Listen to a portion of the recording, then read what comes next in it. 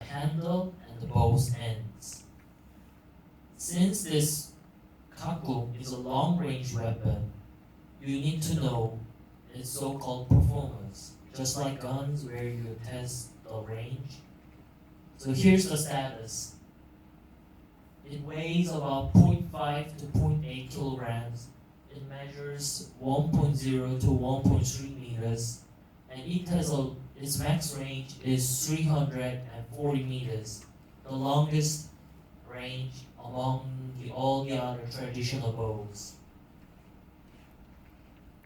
So, since it's a weapon, it has advantages and disadvantages. Let's start off with the advantages. First, it is light and it's portable. This reflects the Korean environment from the past, which has a lot of mountains and forests. In order to fight and hunt in the forest, you need a compact bow. Next, it has an explosive power production, which makes this bow a silent but deadly assassin. Next, the original C shape, and when you attach the string, it turns into a 3 shape. This shape allows this bow to have zero power loss, but however, it helps concentrate the power to forward, so it can have this 340-meter long range. Next, like I mentioned before, it is small and light, which makes us easier to use it, and it allows us faster aim and rapid fires. Now we've learned about the advantages. Now we'll learn about the disadvantages.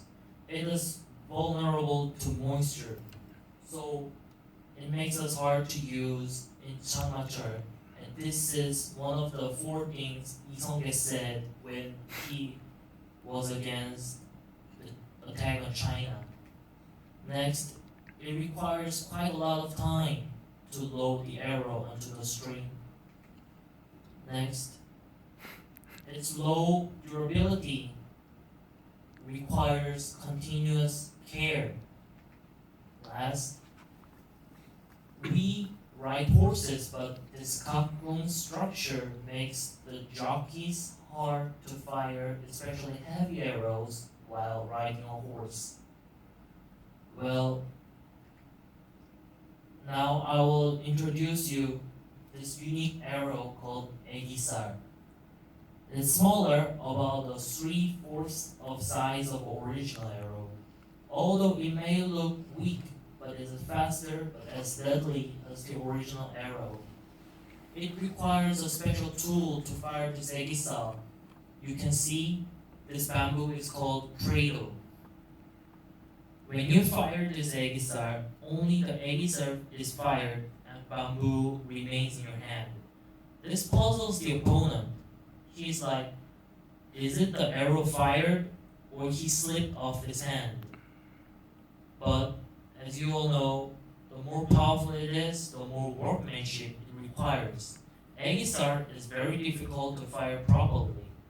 And according to a lot of past books, it says while practicing Aegisar, a lot of men were injured. So only the skilled archers used Aegisar in battle like Isongge. Now we'll look at the difference between the Eastern and the Western archer style. Many are familiar with the Western style because thanks to Hawkeye, Legolas, Katniss Everdeen, or Robin Hood, but we are not quite close to Eastern style. So here's the difference. The Western style holds the arrow between their index and the middle finger. However, the Koreans use the thumb and the index finger to hold the arrows. Since we have learned about our traditional bows, let's compare with the foreign traditional bows. This is a Western longbow. It measures about 2 meters. Since it's very long, it is powerful, it is durable, and it has long range. This is a Japanese Yumi. It measures at least 2.2 meters, making the longest bow in the world. It has the same status as Korean kakung, but it lacks of portability due to its long body. This is the Mongolian bow. It looks quite similar to kakung, but with better durability, but less range compared to kakung. Now, the media I think that expresses kakung the best is this movie. Although the movie has some downsides, but showing the aspects of kakung was actually quite great. Now, this is extra, but this is first introduced in Chirungyeongyuar before not many people knew about it. This is Yunangjeon, weighs about 37 grams, heavy for an arrow. Well, in is a special bow called Yunanggung. So in the scene where the main character fires his Yunangjeon with his kakung is actually fake. Thank you for listening to my presentation.